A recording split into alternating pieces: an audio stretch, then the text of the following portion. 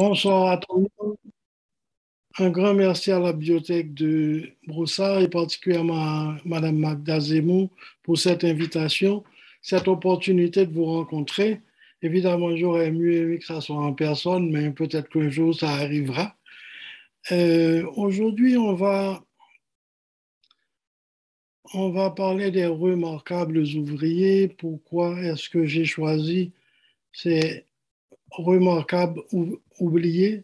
Et ça fait référence à quoi? Bon, c'est sûr que je me suis inspiré de la série de Serge Bouchard, certainement mon anthropologue québécois préféré, et j'avais été fasciné par sa série sur les remarquables ouvriers sur les chaînes de Radio-Canada. Et c'était un peu faire l'histoire, entre guillemets, par en dessous. Faire l'histoire de personnes considérables mais complètement inconnues et qui ont malgré tout contribué à façonner leur société, à faire l'histoire, à faire avancer les choses. Et quand on regarde cette série de Bouchard, on a tout un regard nouveau sur l'identité de toute l'Amérique du Nord et le pluralisme culturel qui a été à la base de ce continent. D'ailleurs, une de ses premières émissions, en septembre 2005, Bouchard s'est penché sur l'esclave la plus célèbre du Québec, Marie-Joseph Angélique, qui a une plaque à son honneur pour rappeler sa mémoire dans le vieux Montréal. Mais plusieurs de ces émissions ont parlé, par exemple, des premières familles juives au Québec, des immigrants qui ont sillonné l'Amérique française. Enfin bref, sans compter beaucoup de personnages des Premières Nations qui ont eu vraiment une influence remarquable. Alors aujourd'hui, on va parler de deux personnages, l'un qui est moins oublié que l'autre. Je veux parler de Jean-Baptiste Pointe-du-Sable et l'autre, on le découvrira ensemble tantôt. Pointe-du-Sable est relativement connu, je dirais, aux États-Unis. Bouchard en avait parlé aussi lors d'une émission, mais je pense que ça a été un bonhomme considérable et ça vaut la peine de se pencher sur son histoire. On dit qu'il est né libre à Saint-Marc en Haïti vers 1745. On a retrouvé son acte de baptême, mais l'acte de baptême, pour une raison que j'ignore, ne portait pas la date de naissance, ce qui est plutôt rare. Donc, on ne sait pas exactement le jour de sa naissance, mais c'est quelqu'un quand même qui est né en Haïti à Saint-Marc, ça on peut l'affirmer. Il a passé une partie de son adolescence à Paris. Son père était colon français et en 1765, il débarque à la Nouvelle-Orléans, il a 20 ans. Là, avec d'autres personnages qui partent à la conquête de l'Amérique, disons, il va remonter le Mississippi jusqu'au Grand Lac et va s'établir dans ce qui est actuellement l'Illinois. Du-Sable va passer environ 12 à 13 ans comme coureur des bois, comme trappeur. Et à un certain moment, en 1779, il établit un comptoir commercial sur les rives du lac Michigan. C'est un poste de ravitaillement pour les trappeurs, les coureurs de bois qu'il connaît bien parce qu'il a été l'un d'eux, les marchands avec qui il fait affaire et les autochtones de la région. Et ça semble marcher assez bien. Quelques années plus tard, ça c'est le poste de traite au début des années 1800, très coquet comme maison pour l'époque. On voit déjà plusieurs bâtiments en arrière parce qu'il a établi une ferme et au fil des années, d'autres personnes sont venues s'installer dans ce coin de terre. Du-Sable a été le premier à voir le potentiel économique de cet emplacement à l'embouchure du lac Michigan et d'une rivière. Alors, les autochtones racontent qu'il fut le premier étranger à s'établir dans la région. Il épousera même la fille du chef local. et dont il eut 2 enfants, Suzanne et Jean. J'ai mis les 2 noms parce que, enfin, il s'est marié 2 fois à la même femme, d'abord selon le rite indien et quelques années plus tard selon le rite chrétien. Il était très connu, très respecté de tous et va être quasiment à plusieurs reprises un négociateur entre les Européens et les Premières Nations de la région. Il meurt finalement à Saint-Charles, au Missouri, en 1718. On raconte, ça c'est pas confirmé, mais il y a 1 ou 2 auteurs qui disent qu'il a peut-être été déçu de ne pas être choisi comme chef de tribu à la mort de son beau-père. Donc, très bien intégré, aussi bien chez les francophones que dans le monde des coureurs de bois, des trappeurs, des marchands, etc. Qu'est-ce qu'il y a de remarquable chez Dubois, c'est qu'il va échapper à l'oubli en 1968, quand il fut reconnu comme le fondateur de la ville de Chicago. La rivière à l'embouchure qui a son embouchure sur le lac Michigan, c'était et c'est la rivière Chicago qui a donné donc son nom à cette ville. Et la petite bourgade qui avait grandi autour d'un poste de ravitaillement est aujourd'hui une des plus grandes métropoles des États-Unis. Et cette statue que vous voyez, c'est sur le pont sur l'avenue Michigan, pas loin de l'endroit où il s'était établi. Enfin, vous voyez ce qu'il y a en arrière. Ça vous donne une idée du développement. Et c'est le cadeau à la ville de Chicago d'un immigrant haïtien, Leslie Benoudin, qui, quand il a été clairement établi que Dussab devait être reconnu comme le fondateur de Chicago, c'est le don d'un Haïtien vivant à Chicago à la ville. Aujourd'hui, à Chicago, il y a un musée qui s'appelle Musée du Sable, un des plus importants musées afro-américains aux États-Unis. Initialement, c'était le musée Ebony, du nom de la grande revue noire américaine, surtout des années 50-60, et qui a été renommé plus tard Musée du Sable, quand on a appris que le fondateur de Chicago était un noir. Et quelques années plus tard, en 87, les États-Unis d'Amérique ont même émis un timbre à l'effigie de Jean-Baptiste Dussab, un peu la consécration, si vous voulez. Pourquoi est-ce que j'en parle s'il est connu? C'est qu'on connaît moins les liens très forts qu'il y avait entre Dussab et le Québec. Les Grands Lacs se trouvent à peu près par ici, et Québec ici. Et entre Québec et les Grands Lacs, Dussab vit dans le même monde canadien-français de l'époque, en Nouvelle-France. Et coureur de bois, c'est généralement à Québec qu'il allait vendre ses fourrures. Donc, il faisait le trajet assez souvent, Montréal et Québec plutôt, au lac Michigan. Sa fille va épouser un Canadien français, on disait à l'époque, ou un Canadien, et va vivre dans la région de Québec. Peut-être que l'ADN permettrait de retrouver quelques-uns de ses descendants dans la région de Québec. Et il va vendre son magasin au moment où il décide de prendre sa retraite à un ami trappeur canadien-français, Jean Lalime, qui va revendre quelques années plus tard à un marchand de New York, John Kinsey, qui va revendre ce poste de traite à John Kinsey, un marchand de New York. Et pendant longtemps, John Kinsey a été considéré comme celui qui avait fondé Chicago. Alors, mais pour Dussab, il vivait en Nouvelle-France, qui allait à l'époque, qui couvrait toute cette région jusqu'à la Louisiane, entre ce qui est le Québec aujourd'hui et la Louisiane. Et c'était pour lui un même continuum, c'était le même pays, il n'avait pas l'impression d'aller en pays étranger quand il allait à Québec. Voilà. Alors, enfin, on pourrait continuer, mais je voulais souligner quand même ce lien très fort qui a existé entre Dussab et ce qui est le Québec aujourd'hui. On va passer un peu plus de temps sur un autre haïtien, en fait, quelqu'un d'origine haïtienne, et qui a participé à la Grande Guerre anglo-américaine de 1812. Cette guerre de 1812 a plusieurs noms. La Seconde Guerre d'indépendance américaine, on en parle comme la guerre américano-britannique, la guerre canado-américaine ou encore la guerre oubliée.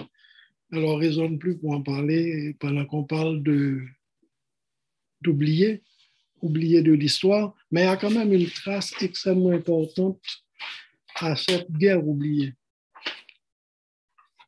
Ce que vous voyez là, c'est l'image d'une attaque de la marine britannique sur le fort McHenry près de Baltimore.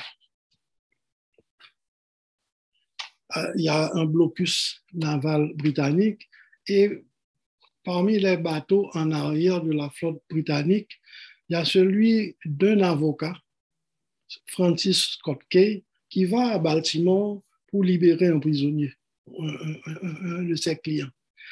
Et Francis Scott Key a donc la possibilité de voir en direct la bataille entre la marine britannique et le fort McHenry l'assaut. Et il décrit ce qu'il voit dans un poème qui va être distribué, qui va être connu du côté de Baltimore parce que les Américains vont résister et ça sera un revers pour les Britanniques. Et quelques années plus tard, quelqu'un va remarquer combien les vers de Francis Scott Key s'accordaient bien avec le rythme d'une chanson populaire dans les pubs irlandais de la région. Alors, ça a été chanté pendant longtemps dans ce contexte-là. Ensuite, ça a dépassé les pubs et dans certains événements. Et en 1931,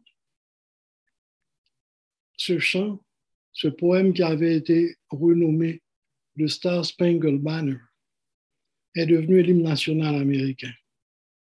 Jusqu'en 1931, il y avait différents hymnes officiels aux États-Unis.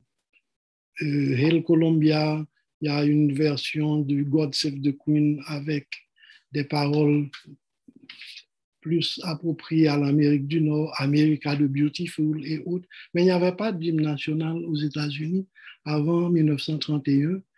Donc, ceux qui vont encore dans les matchs du hockey du Canadien, au début de chaque match, c'est ce qu'on chante.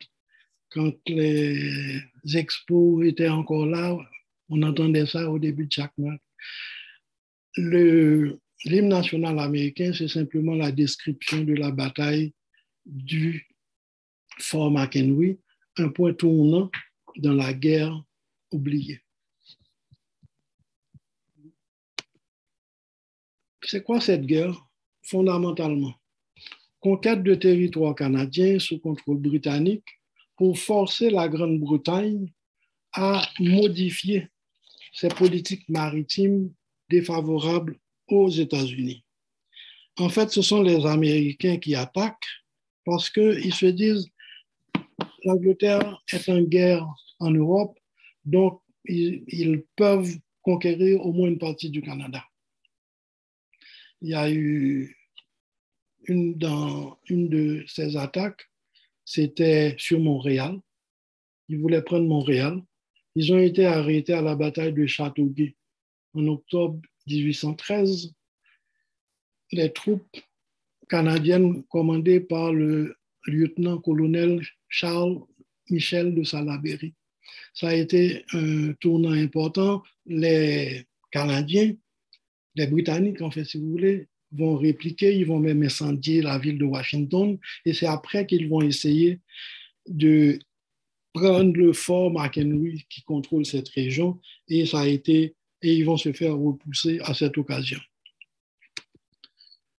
Donc, on a différents théâtres d'opération. Bon, à part l'axe Montréal-Washington, on va avoir l'océan Atlantique, c'est le blocus militaire britannique dont je vous parlais tantôt, la région des Grands Lacs, où peut-être que là, les Américains avaient eu un peu le dessus, et les États du Sud, y compris la Floride voisine.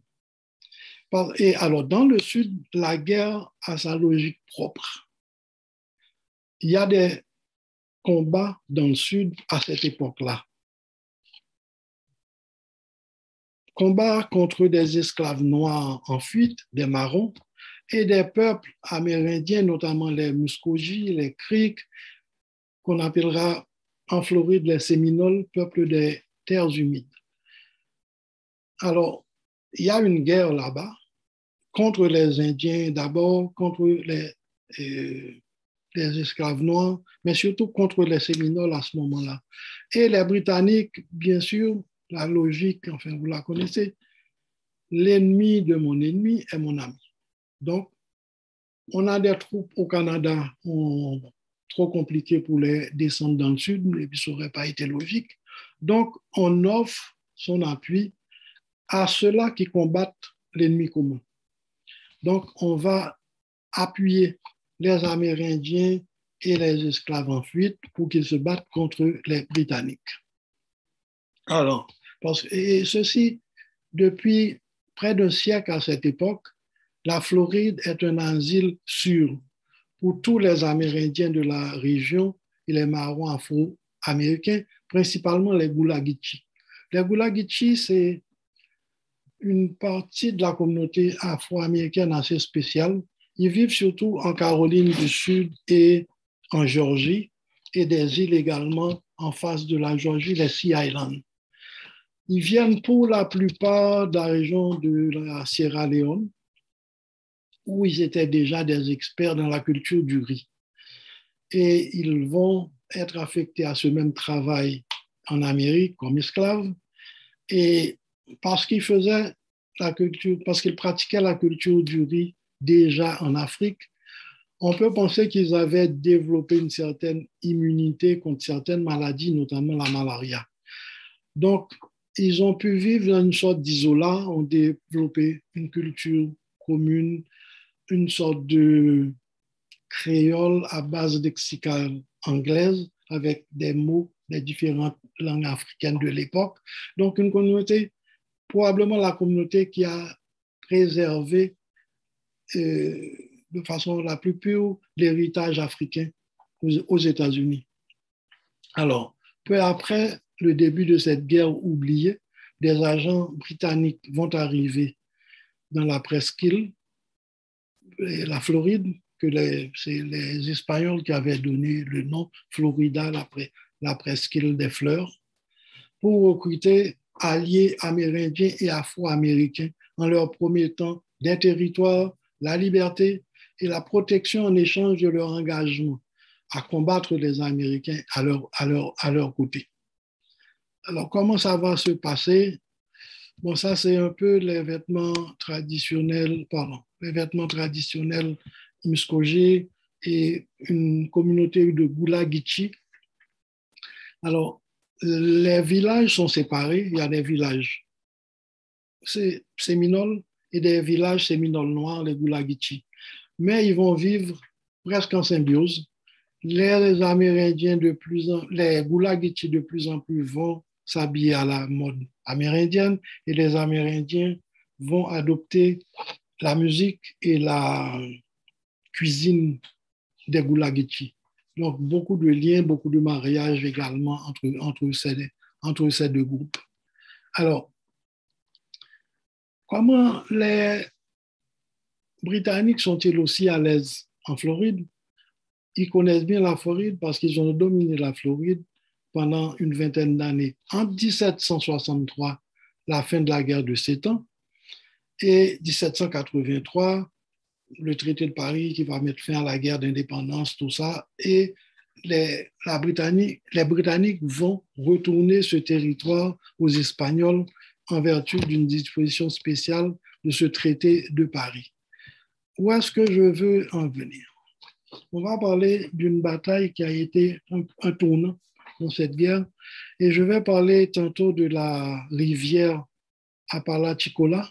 C'est seulement ce bout de fleuve que vous voyez là.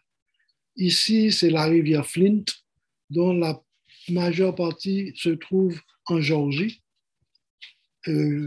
Alors, le fort dont je vais parler se situe à peu près ici. Vous remarquez qu'il y a des endroits où c'est beaucoup plus large, donc c'est des lacs qui vont se former. Et quand ces deux rivières se rencontrent, ils vont former ce qu'on a appelé le lac Séminole.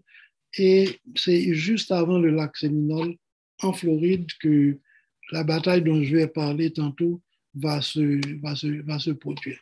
Alors, ça commence en mai 1814, quand des soldats britanniques vont s'engager dans l'embouchure de l'Apalachicola et vont commencer à distribuer des armes aux Séminoles, puis remonter le cours jusqu'à un endroit qu'on appelle Prospect Bluff, à peu près ici.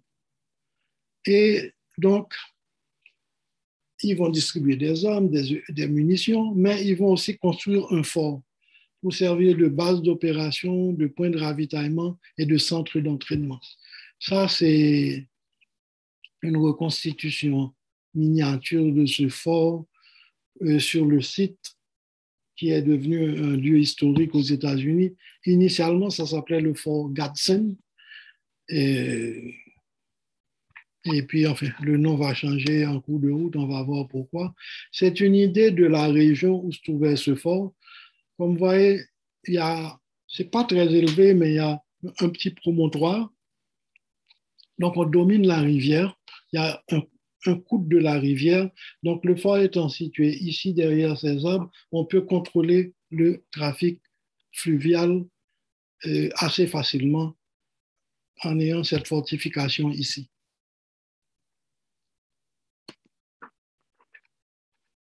Pendant quelques mois, c'est un peu une guerre d'observation, pas vraiment de gros affrontements. Et le commandant du fort, Edward Nichols, va négocier avec les Britanniques une sorte de paix, une des raisons étant, enfin, une des conditions serait la remise de certains territoires aux Amérindiens qui, l'année précédente, avaient perdu énormément de territoires à la bataille de Hochschuben. Donc, au moins essayer d'avoir quelque chose pour ses alliés. En désespoir de cause, ils décident d'aller plaider leur situation à Londres et donc va laisser le fort à ses alliés. Qui sont ses alliés? Nichols laisse le fort tout équipé. Canons, boulets, poudre, fusils, munitions, etc. Il va laisser ça à environ 200 combattants afro-américains et une centaine de membres de leur famille et une trentaine de guerriers amérindiens. Et à ce moment-là, le fort devient comme un point de ralliement pour tous les esclaves en fuite dans la région, de la Géorgie, de l'Alabama, du Tennessee, du Mississippi, etc. Et c'était comme, il y avait comme une sorte de chemin de fer souterrain, mais vers le sud. Et ce fort est devenu très rapidement le Negro Fort, le fort des nègres. Et à ce moment-là, c'est sûr qu'il y a une communauté qui s'établit. Un an plus tard, ils sont 1 millier à être installés aux abords du fort. Et la terre travaillée, 50 km en amont 50 km en aval. N'oublions pas que les Goulas sont d'abord des agriculteurs, donc de la terre libre, là, ils pouvaient en faire ce qu'ils voulaient, la terre, la chasse, etc. Et il y a une communauté qui grandissait entre la rivière et la forêt dans la dignité et la sécurité.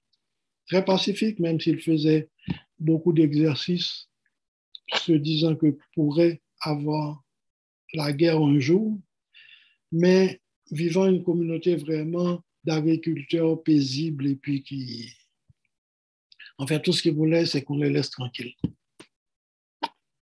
Cependant, cette situation était intolérable pour les voisins, inadmissible. La simple existence de ce regroupement s'appelle l'existence même de la société américaine, les États du Sud, et menaçait gravement l'avenir.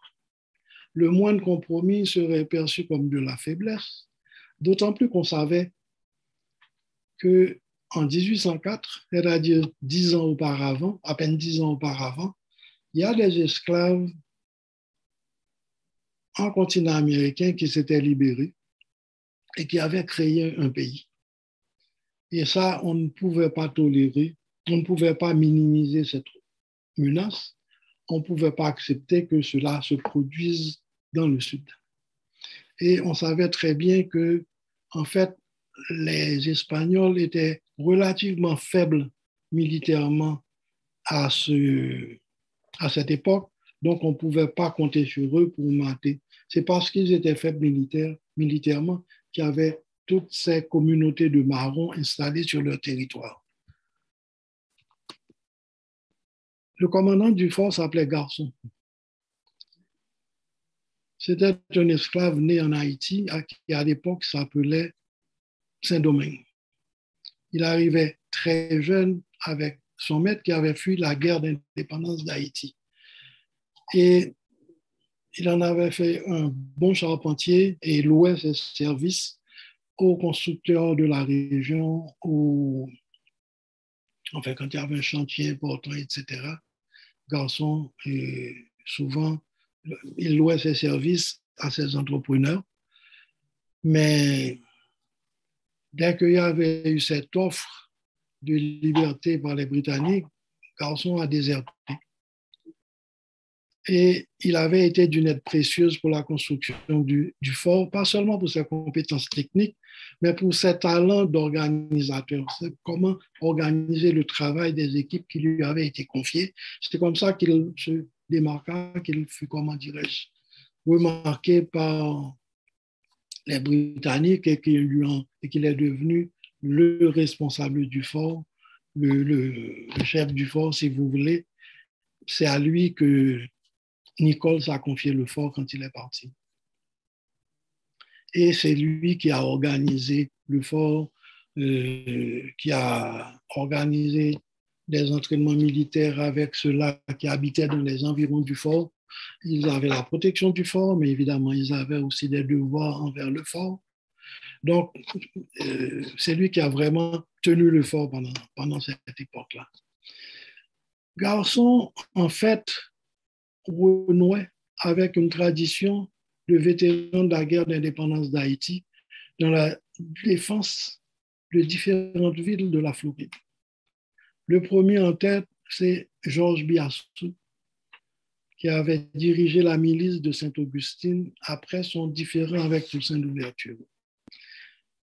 Georges Biassou est un des premiers grands dirigeants de la révolte des esclaves en Haïti, la révolte de 1791.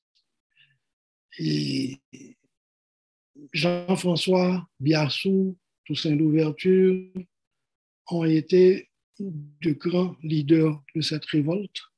Et à un certain moment, quand ils ont subi trop de pertes, ces trois-là se sont réfugiés dans la partie espagnole de l'île et ont combattu les Français avec les troupes espagnoles. Les Espagnols leur promettaient la liberté, eux et tous ceux qui se battaient contre eux.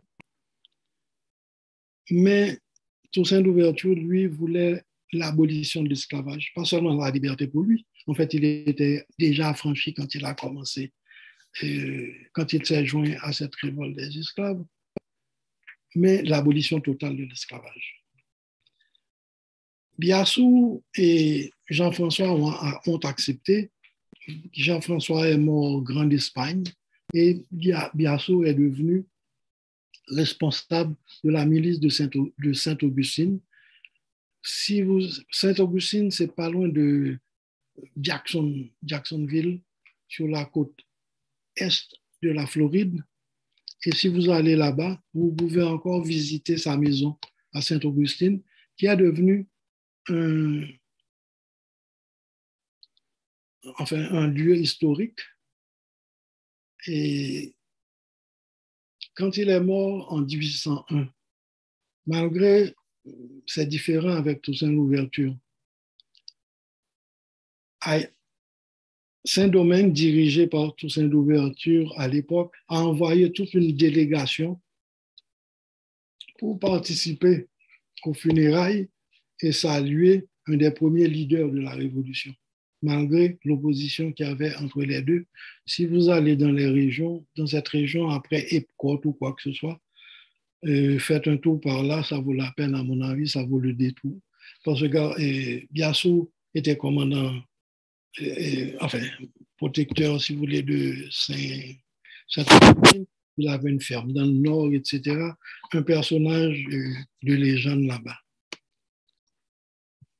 On pourrait rappeler aussi la mémoire des chasseurs volontaires de Saint-Domingue, formés à 75% d'affranchis, qui avaient participé à la guerre d'indépendance des États-Unis, la bataille la plus célèbre où ils se sont le plus distingués. C'est la bataille de Savannah, où ils ont pu protéger les troupes américaines. Et ça aussi, c'est quelque chose de très connu. Le monument que vous voyez là, ça aussi, c'est un don de la communauté haïtienne des États-Unis à la ville de Savannah. Et le petit bonhomme que vous voyez ici, là, le petit tambour,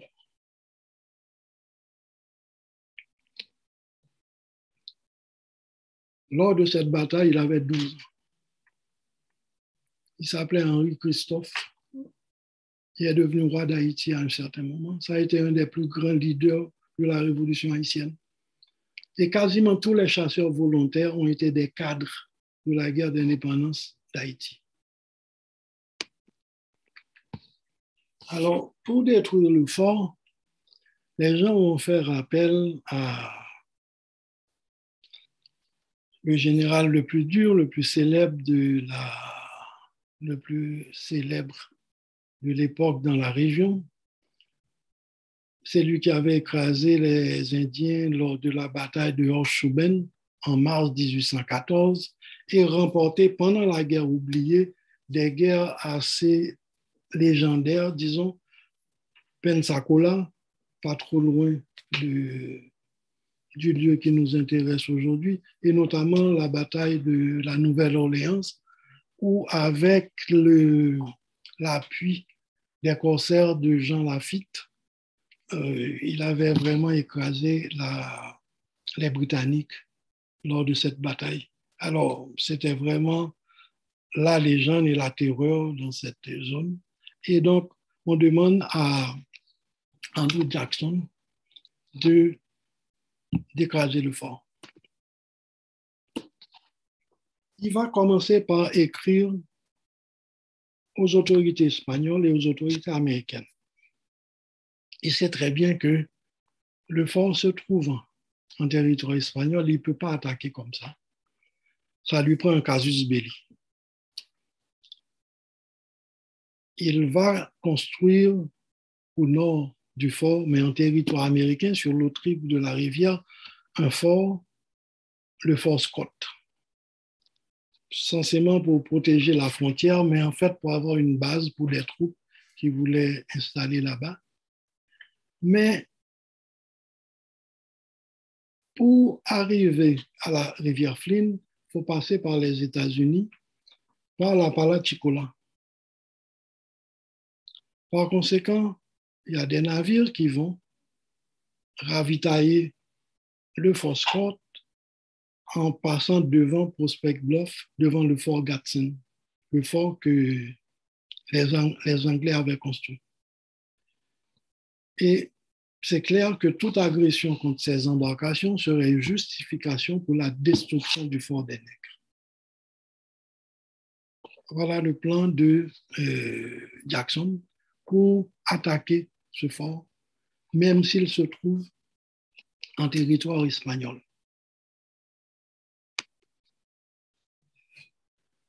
On va installer des hommes sur le fort en passant par la terre, mais il faut ravitailler le fort. Ils ont des alliés amérindiens également à Fort Scott. on envoie un premier convoi de ravitaillement à la mi-juillet 1816. Les occupants se placent sur les remparts sans agressivité, ils observent. Il y a 2 frégates, 2 canonnières, ils attendent.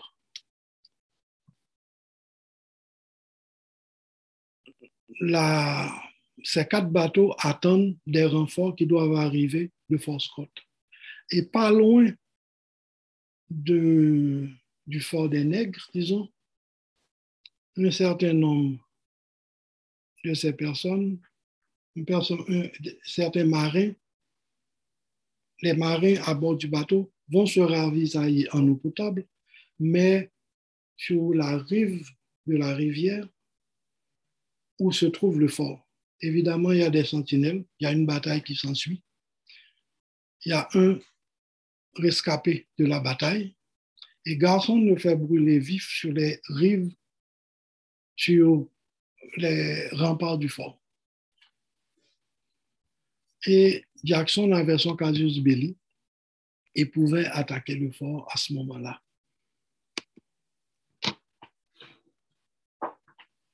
Comment cette bataille s'est passée? Les canonnières avancent et Garçon fait hisser l'Union Jack, le drapeau britannique, et un drapeau rouge disant pas de quartier. Il y a une première salve. Ces hommes sont braves, c'est vrai, mais sont de piètres artilleurs. Alors, les Américains vont répliquer. La canonnière la plus avancée tire une salve et simplement question d'ajuster le tir et on sort à ce moment-là l'arme secrète. C'est quoi l'arme secrète? À cette époque, les forts étaient en bois, oui, mais les bateaux aussi étaient en bois. Et donc, la principale défense terrestre contre une attaque venant de la mer, c'était ce qu'on appelle les boulets rouges. Il y a des fours dans lesquels on va rougir les boulets, on les prend avec des pincettes, on les met dans la gueule du canon. Et le feu, c'est le pire ennemi d'un bateau. Donc, il y avait un certain avantage sur les tactiques à ce niveau-là. Mais quelques années auparavant, un capitaine de l'armée américaine avait inventé un four portatif et donc qui pouvait un peu renverser le rapport de force. Les bateaux pouvaient envoyer des boulets rouges également sur les forts.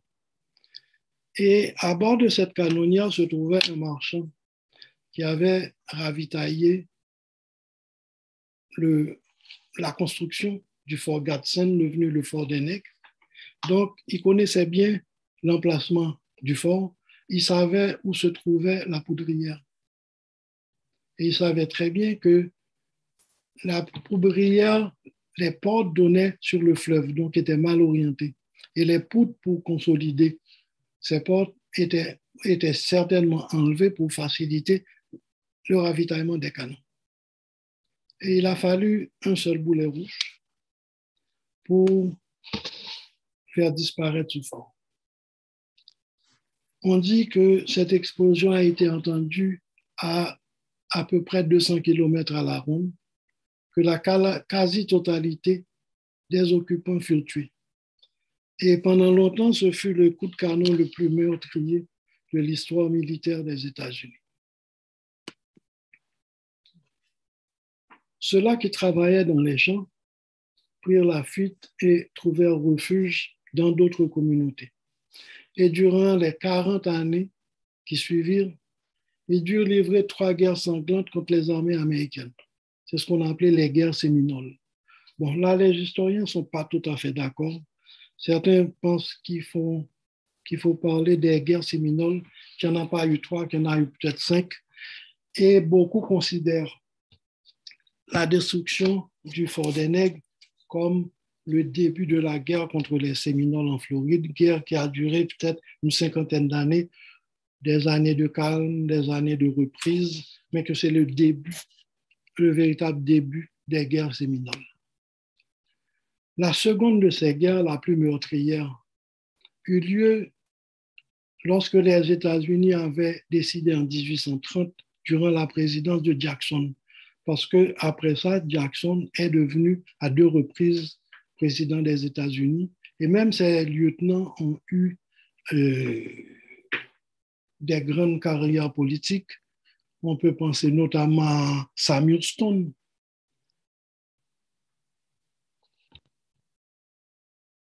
qui a donné son nom à la capitale du Texas. Il a été le premier président du Texas parce que le Texas a été une république. Il est devenu gouverneur quand le Texas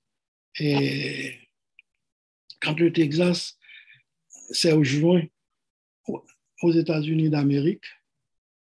Et Houston est devenu la capitale du Texas en souvenir de Sam Houston. Et un autre qui était devenu député et qui s'était opposé vainement à Jackson dans sa politique face aux Amérindiens, un autre a finalement trouvé la mort dans la bataille de Fort Alamo, bataille qui a scellé la perte du Texas, la guerre où le Mexique a définitivement perdu le territoire du Texas aux Américains. C'est l'arrière-petit-fils curieusement, là, l'histoire de ces détours assez curieux, c'est un arrière-petit-fils d'un garde de la sécurité privée de Louis XIV, qui, protestant, avait dû quitter la France, aller en Irlande, d'où son fils a été aux États-Unis. C'était un monsieur de Crotaigne. Aux États-Unis, il est devenu Davy Crockett, une sorte de héros du folklore américain.